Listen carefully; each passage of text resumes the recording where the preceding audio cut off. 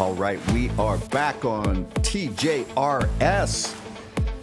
We got a special guest joining us in studio, our longtime pal, George Wallace from WTOP Sports Department, and we're going to do a little dive on the Commanders after their first two games as they head into Monday Night Football at Cincinnati. With that and a whole lot more, here's Riggo. All right, Todd, thank you. By the way, let's just get this out of the way early. It's nothing. I did something that is uncharacteristic for me. I don't know where the idea comes from. My lovely wife has a sweet tooth, and she's very fond of key lime pie, which I stop and get one once a week or whatever. I like key lime pie a lot. You like key lime pie? Love it. It's pretty good stuff. I love it. But she also likes ice cream. So, and I got to thinking about ice cream. I don't know why I looked it up online, but do you realize there's what they call premium ice cream, which I think is most of the stuff you get at the grocery store? Whatever brands. I don't want to mention any brands necessarily, just because some of them are politically motivated, you might say, and I'm kind of going, I ain't into that bullshit. But anyway, there's also something called a super premium ice cream. What's the diff? Okay, the difference is a super premium ice cream has 18% butterfat. 18%. A one that isn't is like 11 to 15% butterfat. Oh, the fat. And then there's also something called overrun, which you probably, but that's where, and if you ever notice this, particularly your really cheap ice creams, that it's basically they mix air into the ice cream. And with a super premium, it's less than 50%. But with, your premium ice cream, it's anywhere from 60 to 90%. So you're getting less cream, less butterfat. So I went online and I looked and I found this place. They're the Chocolate Shop Ice Cream out of Madison, Wisconsin. Ooh. And so it's supposed to be delivered tomorrow. I ordered that 4 sounds pints. Old school, middle of the country. Well, Wisconsin dairy, it doesn't get any better than that. But I was going to say, I ordered this stuff the other day, and there's 4 flavors. I can't tell exactly. Kitty Bang Bang, which, they're starting to get into this. Vanilla Bean, very sweet. This is goddamn son of a bitch, because it's like it's called just goddamn serious. son of a bitch. It's got all those little things that they put for cussing in a cartoon. You know Oh, what I'm saying? yeah. This blankety blank just got serious. Yeah, that one. And, which I forget what it's actually in that, and then what was the last cookie dough? Cookie dough. Which hey, who doesn't like cookie dough, right? It's a good one. Gosh! So I'm curious to see when it gets there if it's all melted. Which I was gonna say. Fortunately, there's a time of year to be ordering ice cream. Maybe you want to wait till maybe another month or so. But I thought I'd see just what the hell, see how this turns out. All in, it was $30 for shipping. This is 4 pints, and each pint was $12. So I'm all in for $78. We'll see what happens. I don't recommend this to anybody, but I thought, I'd be curious to know what a super premium ice cream is. You go there and some of the brand names that you think of as really, I don't think they are super premium. See, the optimizer. They're pretty back. good. The optimizer is back. The man does his research. You got to check it out. That's for sure. Okay, now moving on. As you well know, about a couple weeks ago, it was last week, wasn't it? I was talking about God bless the lawyers and the people who work in the corner offices, because give me a rake, a hoe, a shovel, you name it, put me outdoors and let me work in the hot sun. You need your hand in the dirt. Got to have your hands in the dirt. And that's obviously football. That's why I was never in a 2-point stance. I had to be down you with were the hand in the dirt. Yeah. So I finally got this back, and I think I talked about all the work I did in the back. The Lower 40, that's a song by Burl Ives, by the way. It goes way back. But the Lower 40 on the Riggins Ranch, you might say, over in Maryland. And so I had to basically, I was going to, I was going to aerate it, but then I realized, it's basically a weed patch. It was awful. I wished I had it before, because you could really appreciate it. So I went in there with a hoe, chopped everything up, took the weeds out, and threw them, put them in a mulch pile, a compost pile, and then went in and basically seeded it down, and then raked the seed in and all that stuff. So I think we have a little video here to show you. Now, this is just a little sliver there, and you can see, it rained a little bit yesterday, and I was out there late last night, and it was still kind of damp, and I can say, ooh, I think I see a little green coming up here. There's a bigger shot for you right there. Yeah, so, and you see that spot right there off to the right of the screen? It's off on the right. About a little dark? Yes, guess what? About the 50-yard line. It ain't Rocky Raccoon. It's Sammy Squirrel is doing this. Oh. And I gotta admit, when you go to all this work and you come out in the morning and you see there's divots in your yard where somebody's been digging that wasn't invited, that once again, if you remember years ago, I set up a vigil for Rocky Raccoon. 3 years running, and I was usually comes about October 1st, John. Yeah. The front, I don't know what he's going to do in the front yard. There's enough grass missing out there. I don't think there's any grubs for him to eat. So that was a squirrel. I'm pretty sure that's what it was. Also, I didn't know this, but we've got, what do you call them, chipmunks. I never knew we had chipmunks. I happened to see one the other day, and I'm going, I'll be damned. So it could be a chipmunk or a squirrel. Either way, I'd be willing to bet it's a rodent. I don't think it's a raccoon because it's not making a big enough mess. May I ask, I got a couple of very simplistic... Plus, there's no prints. The grass, the dirt there, you would see raccoon tracks around there, I'm thinking. So your tracking skills, back where you go from Kansas and... Well, I'm Riggo 2 Moons. I'm a Leighton Mountain man, Todd. I mean, that's where I want that. I missed my niche. I should have been a mountain man. I've been reading about it. So what's the difference between a chipmunk and a squirrel? Size. Squirrel's got a much longer tail, big bushy tail. They're very similar in some ways. And chipmunks, what is it? Dale and what was his name? On the cartoons, Warner Brother cartoons. Chip and Dale. I think Chip and Dale. It became Chip and Dale. They became dancers later on. Chip and Dale. Anyway, So I've got that up and running. I'm feeling pretty good about it right now. We'll see what happens because that, like I said, that was a weed patch, just an eyesore last year, and I'm hoping for the best. Oh, there you go. The place you don't want to be. Now, one other question I have, and something you said earlier. What is the difference between a ranch and a farm? I would say, when you're talking about a ranch, usually I believe, although they are always, a lot of ranchers have hay that they put up that they feed their cattle in the winter when grass quits growing. But basically, a ranch is more livestock driven. You're talking farms more crops. And farmers are more like row crops. They have cattle too. They can have beef cattle. And part of it too is probably the area that you grow up in. I mean, if you get, even in Kansas where I am, there's a place out in the middle, well, it kind of starts just west of Topeka and heads south towards Wichita. And it's a national park nowadays. It's a grassland. It's all big blue stem, little blue stem, and Indian grass, and probably a little bit of switchgrass. And that's what it was years ago, where the buffalo were. And so the people that have farms there, they probably consider themselves more ranchers than farms, and they wear hats like this, and they wear Western boots, and they have snap-down shirts. That's you can almost kind of tell a rancher. And the farmer, he wears the trucker's cap, maybe bib overalls, but more than likely a T-shirt and a pair of jeans, and very well could have on a pair of, ropers or something. But you can tell because he's in a machine all day. A real rancher's on a horse for the most part. Okay, I'm thinking. I'm glad. That's I was wondering if it's more geographical because yes and no. I know some farmers out here, not too far from here, but they're raise all kinds of livestock, and it's really no crops. And I've never heard of a farm in Texas. Everybody's got a ranch in Texas. Well, that's like you say. Part of it is geographic. I think the same thing is true. Like I was saying, just where I am in the area there, where the National Grassland Park is there. That it's kind of borderline. Like I said, there's ranches there. People consider them ranches because they're all cattle and it's all hay, and they can bale. And basically, years ago, they would bale the prairie hay and feed that during the wintertime. So and then the new hay comes up. They burn it off in the spring. The new hay comes up, and the cattle stay on until about September, October, and you pull them off and start feeding them. But row crop, which is like corn and silage, or milo, and that kind of soybeans. That's more what I would say, and more machinery driven. You got a lot of machinery, combines, and all that stuff. Plows kind of went out of the thing. It's all no-till anymore. It's the factoids and the tidbits that you will learn here on TJRS. There's a few. Not a lot, but a few. Anyway. Where you want to go next? You want to do, I know you saw an interesting TV show. There is a show, I think 2022 is when it came out. It's a series. And the reason I didn't know this till I started reading a little bit about it today. It's called Dark Winds, and it's basically set on an Indian reservation, a Navajo Indian reservation, not really Navajo.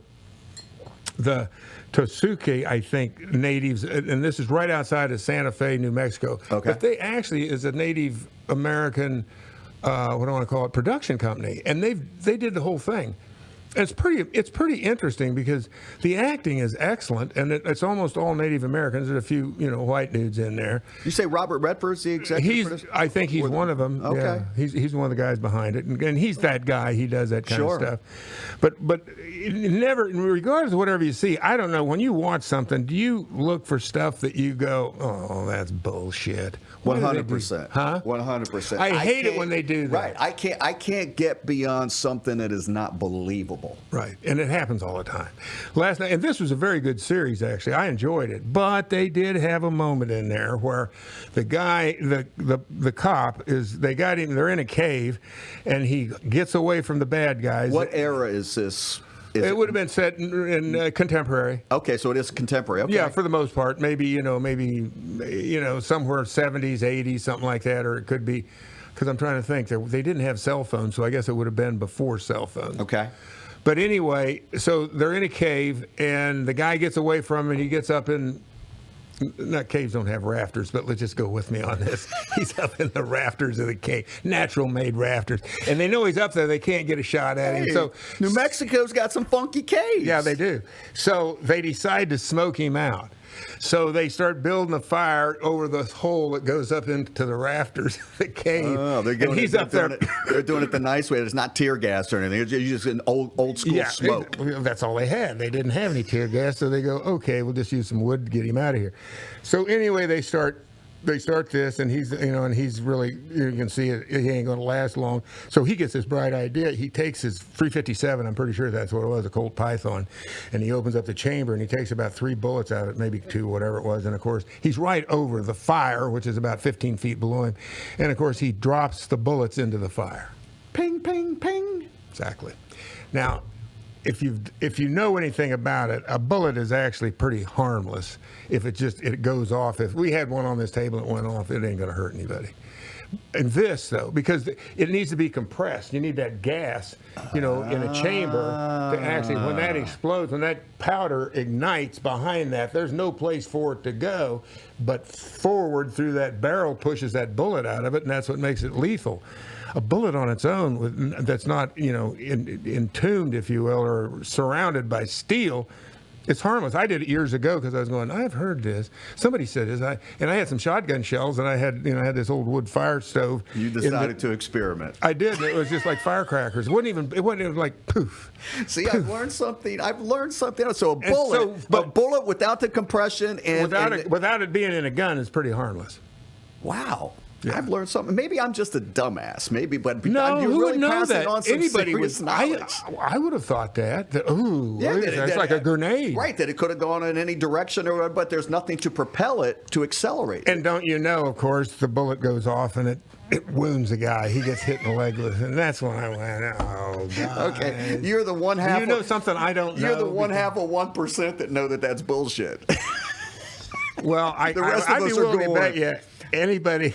Now, I'm not political here, but let's just assume or say that you may belong to the NRA. I'm guessing if you're an NRA member and you don't know that tidbit, then I would recommend you find a new organization because you don't know dick about ballistics. Then you got 6 more bullets and it went off like a machine gun and he took out four of the bad. Well, I think it was a couple of them. Because I remember looking at his chamber, when he pulled the cylinder out, and I'm thinking, I think he's only got 3 left or whatever. But hey, it worked for him. He wounded a guy. Maybe it's real. Maybe I'm full of bullshit. I don't think I am, though. Well, so is this a series or is it a Yeah, it's movie? a series, and I think there was about 6 or 7 shows to it. And basically, you kind of know what you're in for in the very beginning because they use a helicopter to fly in. They hijack an armored truck. An armored vehicle. They, pull out all the money, and then they kill the driver, and they do all this stuff. And then the pilot, it takes them out. They get all the money, and of course they kill the pilot, and they bury the plane in the lake. They somehow get him to crash it into the lake. But basically, it's a political group of Native Americans that are trying to get their land back. Which, on the one hand, I kind of go, well, I kind of see their point. They've got a point here. But in the end, I think that justice prevails, and the radicals are somehow disposed of, and everybody lives happily ever after. So the Riggo scale of your rating system. Where are you going on this one? You mean it's like what is it called? Rotten Tomatoes. You know Rotten Tomatoes, Siskel and Ebert. Yeah, I would give this out of 100. Yeah. I'm going to give it. I mean, it got higher marks. I'll give it about a 65, maybe. So you give it 60. a Dave Butts. Yeah, I'd give it a Dave Butts. That's a good point. You give it a Dave Butts. I think so. Yeah. And 60. It was compelling. Yeah. So 65. And I like, because I have to say this, and I took years ago.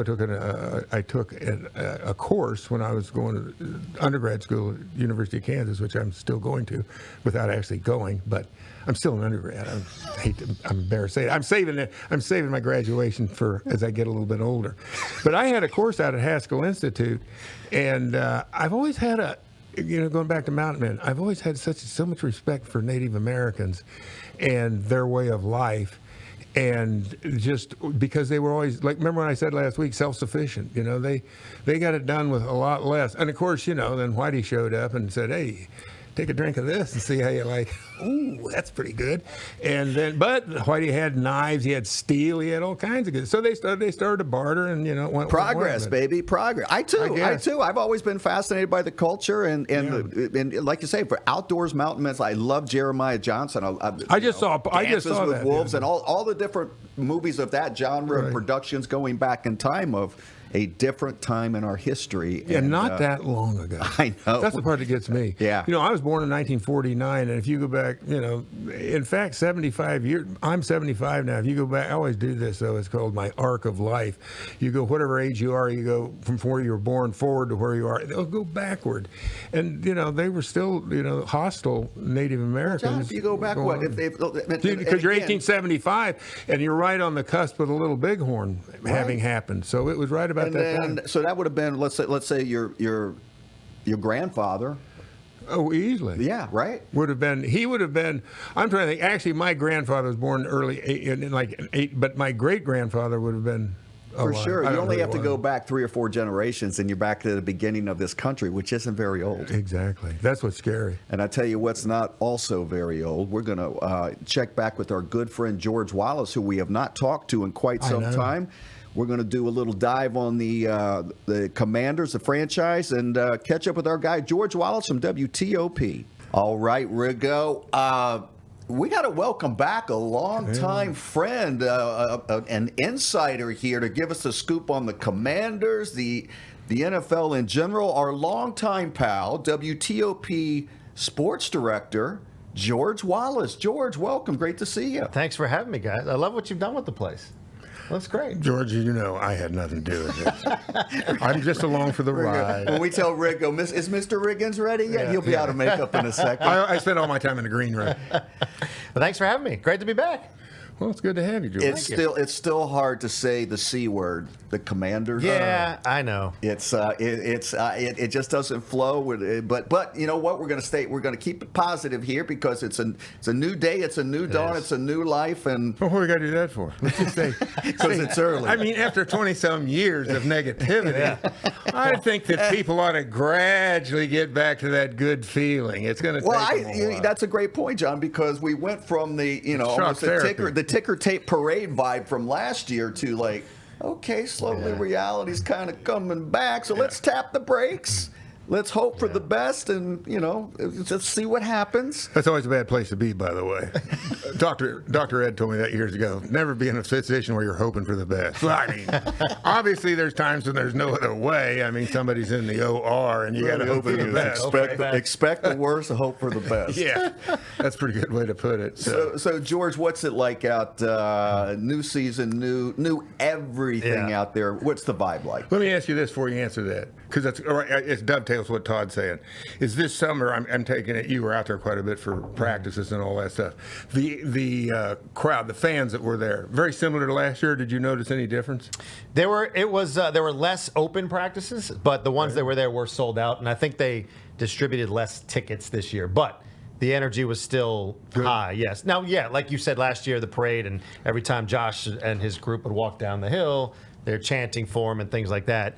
That's still there. I mean, look, it's the fact that the old owner's not coming back. So that's that's people are still going like, don't worry about that. Even though there's people wishing he would already. No, I'm only teasing. But no, the excitement it is there, and everything is new. And I think that, look, last year at training camp, Ron and that whole crew, they knew that they were getting blown out. Yeah. Right? Well, save a Super Bowl appearance. Correct. Right? A complete turnaround, playoffs, kick ass in the Right. NFC East. And right. I built this roster, and we did these. He wants things his Super here. Bowl ring. Yeah, Remember? right. If they Remember, go- I want my ring. If we, we're good, Ron. Yeah. But that so that is the difference, is the fact that it's Dan Quinn, it's Adam Peters, Jaden Daniels. I mean, 44, what's the number, 44 new players or 40, something like that, new players this year. So Yeah, it's all new. You're talking about the turnover on the roster. It's all new. And I think that 44. See? 44. See what I Or did there? channeling, See what I you did know there? who. But I think it's all the newness and the freshness and the excitement is different than last year, because last year, yes, you had the new owner, but on the field, you knew things weren't going to change. Well, they couldn't. Right? They couldn't. And change you it. had to feel like, what do you call it? Barring a miracle, that this was going to be a wasted year. Correct. That you were just going to play it out. It was almost like dress rehearsal every weekend. It's like, these guys ain't going to be here next year, which all turned out to be quite true. Well, we knew it, John, because the new guys didn't get the keys to the house. They couldn't move in till middle of July. Well, The exactly. week, 2 days before camp. Right. So And there's only so much they could do. So it was a lost season, and then they fast forward. They did what we all believed needed to be done in rapid time. Come January, and the season's over. Right? They went into high gear. So let's fast forward, because they've done all the right things. They've checked all those boxes. The staff that they have assembled is On paper. On paper, the staff. But that reminds me of the good old days, which weren't so good. Remember when he was bringing the Deion Sanders, the Bruce Smiths? $100 million. On paper, exactly. Well, our paper now is more front office, and there's Okay. 19 It's guys not of clear. player development, No, I get and what you're massage saying. therapists, and what have you. We're taking care of all the attention to detail with the back end stuff. Well, basically, what I think Todd's saying is that they're building it from the bottom up. You start with your front office and, your coach and all that, and that's the way to start. And then you turn it over to them, which they've done, and let them select the players, and now you got to sit back and see where it goes. And that's the thing. It's people, you've wanted a football person in charge for the longest time. Adam Peters. You wanted a GM. So you've got him. Now just let him do his thing. Don't second guess him yet. Let's see what happens. The most telling thing of the offseason, remember in Adam Peters' open press conference when he was asked about the roster, and he just kind of paused, and he's like, and that's all that you needed to know what he thought about that roster. They got rid of 5 of the 7 draft picks from last year. Wow, that's pretty Right? impressive. And Forbes was probably close to that too, being number 6. Let's don't even get started on I mean, Mr. just Forbes, think but- about it. Sam Cosmi is the only one that you can link to Ron Rivera that has been successful. from the old, from the past. So the I old think regime. that these guys have seen it. They need, to your point, tear it down, build it up, and I tell you, just the little things. Being at the Northwest, what do they call it now? Northwest Stadium? Or Yeah. stadium.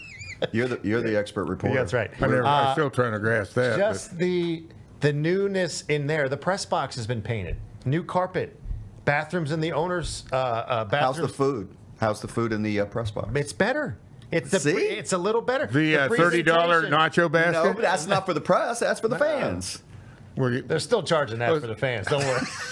You're saying actually they're charging before the the press. game when they put out the spread, the Yeah. buffet for everybody, you're saying the food's even better than it was the year before. See, I mean, it's a little coffee, attention to detail, John. little coffee pots, like just the chafing dishes, like things like that. Class Well, to you join see, up. the point behind that, in my thinking, it's always PR, right? So, George, you're going to need a big, nice spread, and you go, I'm not going to be quite as nasty today when I critique the But team. Talk they've to us done it. about week 14. I'm like, Then what do you do? They won't even give us any food. Right, But exactly. just- bologna sandwiches. But downstairs by the interview room, the hallway there, the mural with the I think you're on the mural actually. Really? You should be. I think you are.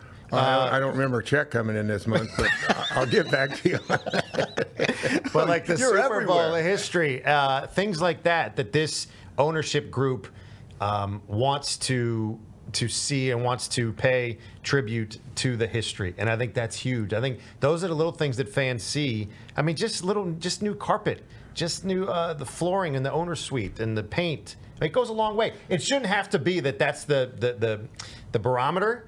but it just shows you how little the previous group did. Well, George, go ahead, John. Well, I was going to say, though, I think to a point, and I've heard this, and I'm not going to mention any names, but that stadium was just completely neglected. Yeah. I mean, they just left it for the wolves, so to speak. It's like RFK is now. And so really, I mean, if you're the new guy, you don't really have much of a choice. I don't think necessarily this is something that was done, from maybe because I can't really read, but you got to figure there's got to be a benefit back to you when you invest this kind of money, and they had to. There wasn't really, in other words, you can say altruism. Well, maybe, but more than likely, what I know about the NFL, it's always about what are we getting back for our money, and it's goodwill.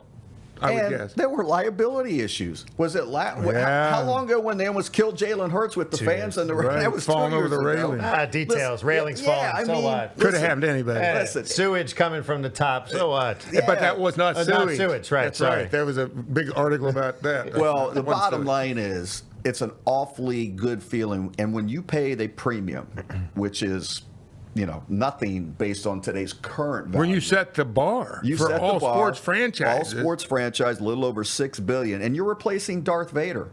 That's a pretty good position to be in from John, I'm sure in your career when you're like going, I'm replacing this chump down here. I'm going to be a hero. Right. Well, yeah, I was going to say that's actually, I don't want to say enviable because there's so much of a mess that you have to clean up. But at the same time, it's like somebody coming back in and taking the city back over from, and they got from the hordes that overran it. They got to deliver. So we're seeing the right momentum. We're seeing the right investment and making up for the sins of the past and trying to distance themselves and blow the thing up like everybody knows they needed to have any remnant of what this last regime has been. But ultimately, it gets back down to the field, right? It does. What's going on the field. And winning will cure a lot of ails. Let me say this, though. And I made some comments way back when about the name change to Commanders. For the life of me, I wouldn't know why that anybody would want to hang on to that name because it was created by the very people that you want to erase. Correct. What would you leave? That's part of a legacy. I don't understand that part. It's gonna change. It's gonna change. And but why would everybody be so coy about it? Like, I kind of like Commanders. I think we're talking about the organization itself. Why don't they come out and say, well, they that's sell under product that now. Huh? They got to sell product now. It's kind of like last year selling, in that, let's call it a lame duck season, if you will. And they still had to sell tickets and do what they could to bring in revenue. Commanders will not sell tickets. Well, I'm saying no. I don't know. No, I agree. But what I'm saying is, I will guarantee you, a name change is coming. Whether or not they'll I would have to believe back, that too. But it's not going to be Commanders in the sophistication and the level of what's needed from branding and marketing and making sure your intellectual property and everything is taken care of correctly. That's a pretty sophisticated process with the league, and have your merchandise and your logo and all that comes. So I could see them. That's going to happen. Well, okay, I'm fine with that, and I have to believe they can't rush it. But at the same time, I don't understand, the business, I guess, what do you want to call it, strategy, by basically covering up the fact that it's going to change. Why not say, listen, we inherited that name. There's a lot of things we can't do. But believe me, we're working on changing the name. We don't want anything to do with the past. There's not really any separation there that's kind of blurred. And like I said, I'm asking a question because I don't know the answer. I'm not a business guy, but there's got to be some And I advantage. wonder, to your point, and look, they know there are so many other things that need to be done first, and they've said that. So I take it as, yes, we know the name has to change. We're going to do it, but this has to be done first. The railing has to be fixed, stuff like that. And they need to get things right on the field. They want to get the stadium done. I think the best situation would be is you announce a new stadium back at RFK or wherever it's going to be. New name, new branding, new everything. That's the press conference. And that's it. So it becomes a bigger event. And if in some other universe, and we'll get into this later on for another show because it is a complex issue and what's going on with Blackie Wetzel and the tribute and the memorial that it was last week that they wrote. Have you seen it? I have not. I did not go see it. But that basically was to also kind of make amends from the previous regime and with a significant acknowledgement, and yes, you are on that wall, as well as part of that Is that display. a second check I should be Get the looking second for? one? Was I supposed to bring that one? They may This is not my have, lucky day. They may not have your address. I'll check with them. Of course. They know where to find you. They should. So But we think that's a good thing, right? yes, absolutely. And let's face it. It was changed for, and again, we'll do this deep dive on this on another show, the climate of why that name changed, the pressures that were involved, and it was part of a plan to get rid of Dan Snyder, okay? And they was death by 1,000 cuts with him, and with his partners that wanted him gone, and they failed. So it's a complex issue. We'll save it for another day. So let's get into the first two games. First, what are you seeing out there? We got questions. John, we tried to explain, was 2 shows ago or last show, we tried to explain the new kickoff rule. Riggo had never seen it before. Which I don't even want to And go if you into, want to be George. more confused than ever, watch our explanation, because we left just shaking our heads. It is kind of weird. Well, It's but you can't free kick it, right? You have to put it on a tee. You can't punt it like a safety. No, you cannot. And you can't move until it's touched, and you can't. Can they call for a fair catch? Yeah, but it's got. I don't know the landing zone and where it has to be. landing Because if it's not in that Goal landing line zone, to the 20, right? right. And if Right. it's not there, then you get the extra 5 yards. Ball goes out to the 40. Right. And how about the fact that Austin Eckler returned the thing for a touchdown last Right, week? that's But what I then- saw. yeah. Oh, he did. But It was a flag. well, it was a flag. Yeah, that Except for caught- the holding. Graham Gano goes down on a play that didn't count. Let me tell you how And fortuitous I a lot know. of things on that opening I kickoff. know. I know. With Gano going down, and there were multiple holds on that play yeah. too, by Yeah, the way. yeah, And it was, God bless Austin Eckler's looking good. He can still fly. But anyway, carry sorry. on. So the kickoff thing, I think that it's they are seeing the returns, which is what the league wants, right? To see more returns. Yeah, I believe it's already a 10% increase through 2 Is that what it weeks is? Yeah. of returns. And without risking life and limb for the remember, return people and Because the you coverage can't people. start till They're you're on the other side of the dynamic field. And you returns can't. because that's what we've called it. So they're all dynamic. Dynamic. That's the term for it now? Yes. Return term. Okay. But I think they're seeing that, and I think that it's, and the fact you can't move, you don't get the running start. So you're trying to cut back the injuries, but you want Right. to also see more returns than just a touchback. Because at that point, where it was going, why even have the thing? That was my point. If this is what you're going to do, it's getting a little too complicated. I mean, I'm thinking if I'm an official, not that. To me, I'm going, whoa, a second. What? It's got to be landed. I mean, it's so complicated, I would think, and there's potential, penalties on all this stuff if you don't get it right. And can it be reviewed? Oh, where the kick landed, was it in the zone, not in the zone? It's like, Can that be making it more, reviewed? Can that be reviewed? Well, that's what I'm don't asking. know. I have wouldn't no ask idea. you or I on that one right That's now. a good question. We're not that Yeah, versed all right. in the new sub. Well, I'm just But saying. I do keep think it simple, stupid is about it in my theory. Because Well,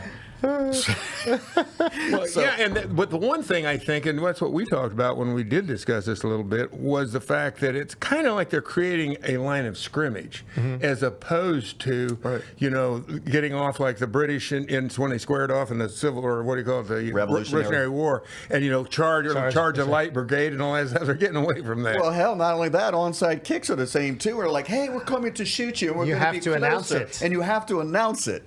Right, and no air rifles. I mean, that makes no sense at all. If it's in the doesn't. fourth quarter and you got to announce that you're going to have an onside kick, I just find that really So that silly. takes away. There's no Exactly. there's No no strategy. There's No no surprise, no strategy of hear you. It's just back to your It's like, Revolutionary hey, do you mind if War. I lead with my chin? We're going That's to be something- wearing red. Yeah. No surprise, onside kick start the game. No surprise.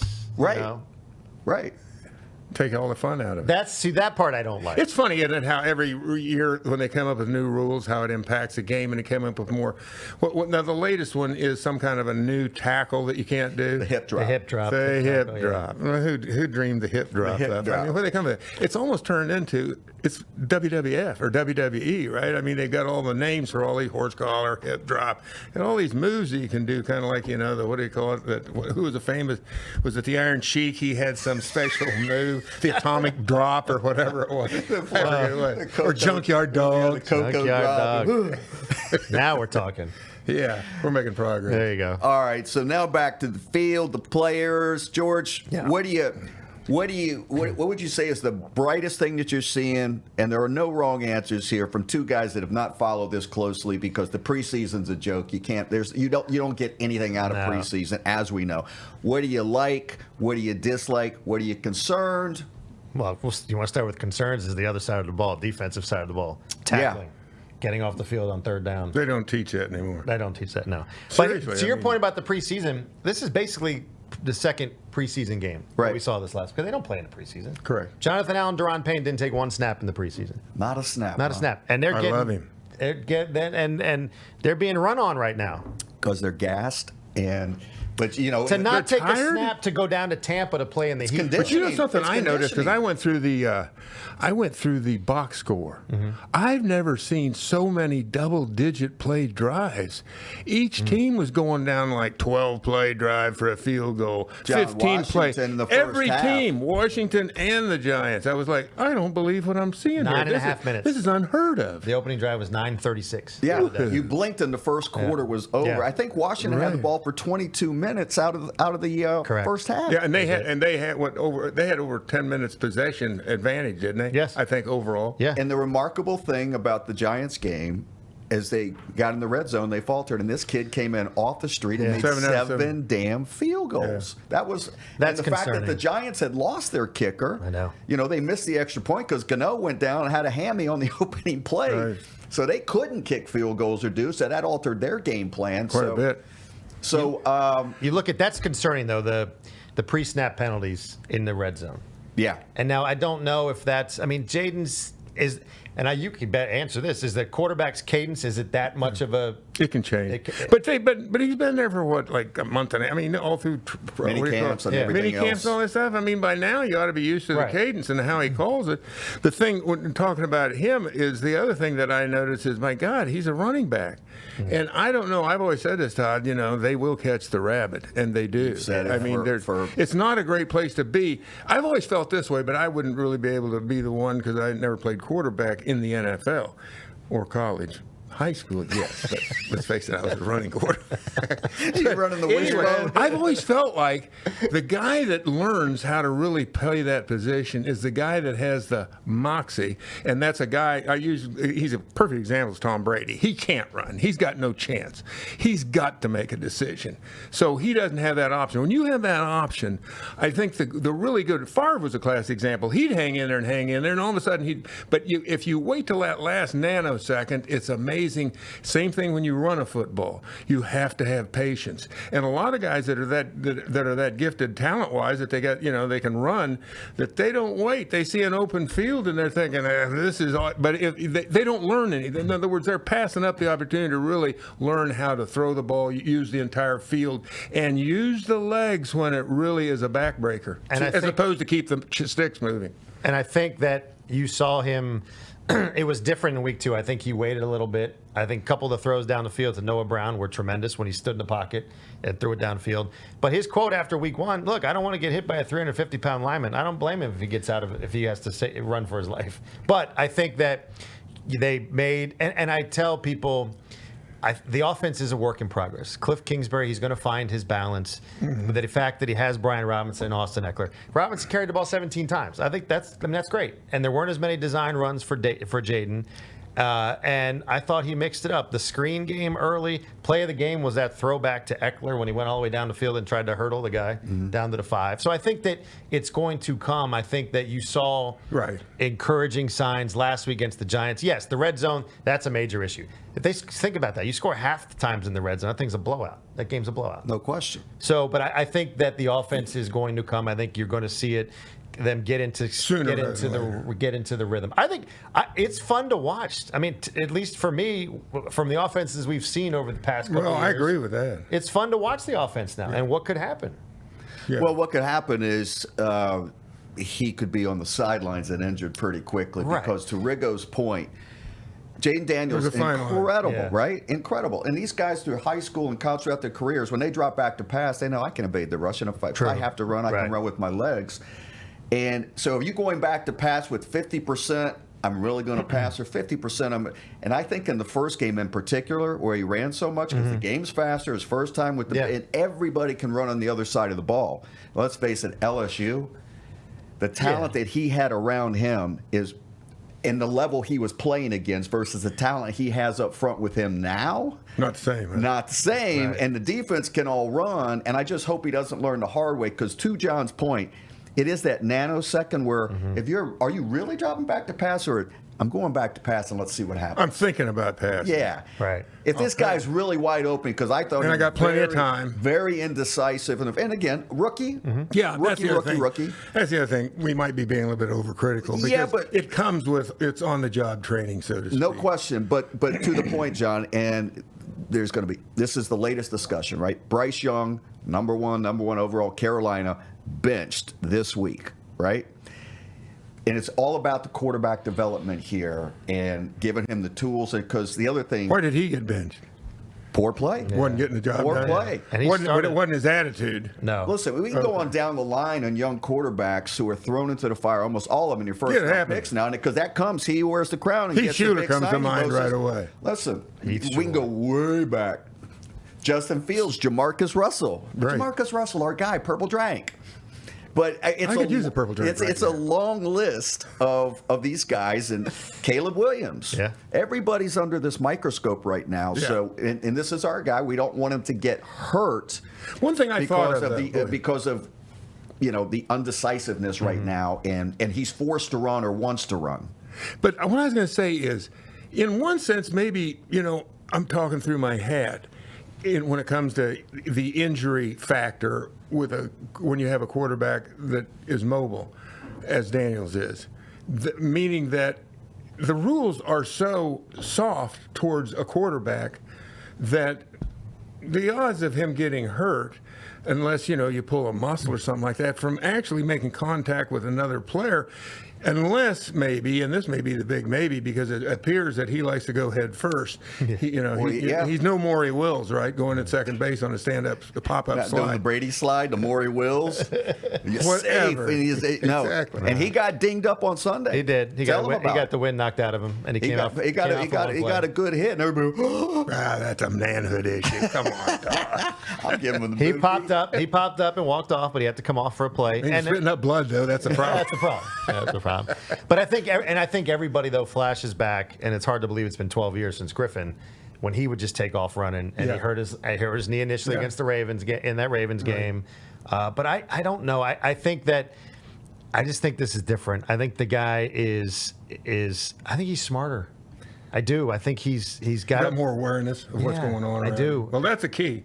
To me, that's I mean, and we know Robert had it. I mean, his dad was on the field throwing passes to him in training camp. Dad things was like in that. the locker room. Dad was in the locker room. sounds So I like the think- New York Jets in 1972. My brother came up and, well, I didn't have anything to do during defensive period. Hey, Billy, come on out there. It was at Shea Stadium, and he and I were throwing the ball around. I'm going, that's the way. That's when you know you're on the right team. All right, forget everything I said about that then. All right, so 1-1. Not hating on anything that's transpired. Kind of the weaknesses are showing, and areas they need to improve, things that can be done. You're seeing glimpses of some really positive things. So now you go and you play, John, Monday Night Football. They play the Cincinnati Bengals on Monday Night Football in Cincinnati. And they're not. Well, they're They're 0-2. 0-2. They 0-2. should have beat the Kansas City Chiefs, was gonna in my say. opinion. If you're a last Washington week. fan, you wish they had won that game coming home, because now they're desperate and they're mad. Right. And But you know what's see- interesting, yeah, I Jen? mean, But they're on a swing. They're not coming back. They'll go to Cincinnati, play that Monday night game, then they go on to Arizona because Correct. they play Arizona the next They're week. leaving. They won't fly back here. They'll go to Arizona and practice out there. They're going straight there. Kind of interesting. Yeah. hey, first class. Yeah, I think so. Take care of the fellas. What's that hotel in Arizona that's so expensive? Biltmore? Yeah, it's the Biltmore. Stay at the Tell them Biltmore. Riggo sent you. Yeah, by all means. I'm still looking for their tip at the Biltmore. George, you going to Cincinnati? You traveling I'm anymore with the squad? not traveling. No. I'm not Okay. traveling. Will you go to any road games this year? I'll probably go to Philly for sure. New maybe York, New York. New York, take yeah. the train on up. Yeah. But no, not traveling. I mean, maybe I'll go in the playoffs. I'll go. John, I'll go to the Super Bowl. We'll go to the Super Bowl, right? Sure. Does it matter who gets in? Well, probably not. So, He'll go. Where is it yeah. this year? Oh, wow. New Orleans? I think it's New Orleans. I think It it's is in New Orleans, really. I Is think it? it's New Orleans, and I think it's Fox. Okay. I'm going with that. Please be right. Please be right. That mean that Tombo will be doing the color. Mr. Brady. Yeah. Mr. 37.5. Millie. I haven't watched any of it yet. I haven't Have seen you? Brady. I haven't No. seen Brady yet either. I haven't either. I've seen clips. I've seen people commenting on Yeah. it. All right, John, the prognosticator here. Soon we're going to have a sports book joining us here on the Big Shoe. What do you think the number is? Monday Night Football, Cincinnati at home. The 0-2 Cincinnati Bengals versus the 1-1 Washington Commanders. I'm going to go Cincinnati, too. Cincinnati -8. Minus. Vegas showing no respect. Oh. Well, I guess I get that. They're backed into a corner. They do have a heck of a quarterback. They're a desperate team. Right? They're a pretty good team. Yeah, they're a pretty good team. They really They're they better should've- than what their record Yeah. shows. They should've won that game. They had Kansas City once again got a couple of questionable calls and Joe Burrow. They look good. Well, I was going to say, But Burrow, I wouldn't bet their against defense him. isn't all that stout. They're not a shutdown D. So let's see what the. All I know is this: Daniels-led it's a long offense. season.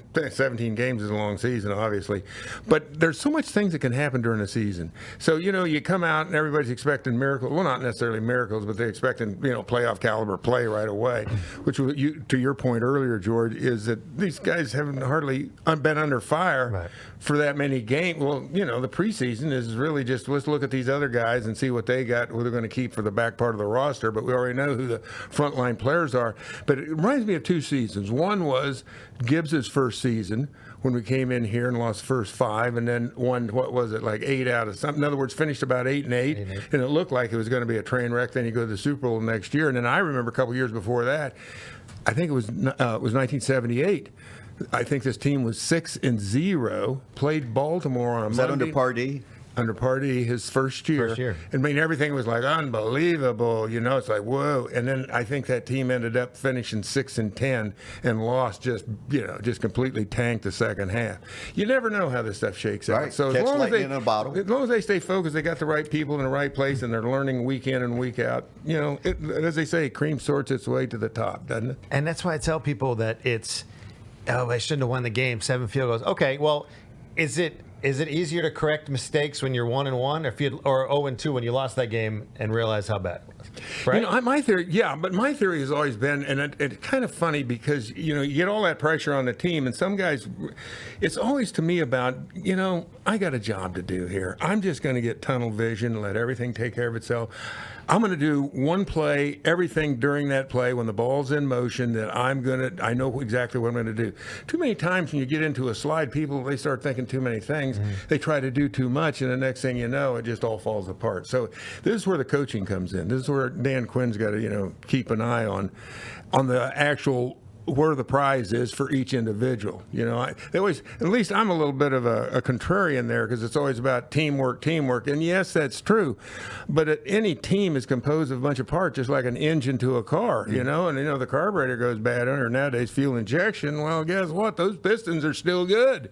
They ain't got no reason to hang their head because they're doing their job. So but anyway, they're a long way from, a desperate place right now. They're still in good place. Yeah. And I think one of his quotes, he told me before the season, he said, and before we worry about wins and losses, we got to worry about the identity of this team, competing, communicating, and things like that. So I think that's a good outlook on it. He realizes that this is a new team and there's a lot to do before you can start worrying about going developing the right 12-5 habits or whatever. I've never been worried about competitors. I want survivors because when you think about it, on Sunday afternoon, everybody's out there competing, but there's only one side that survives. The other guys are banished. So look for George survivors. Wallace, great seeing you. Great Thanks, to have guys. you back. We'll Thank have you. you check in and give us the scoop out at.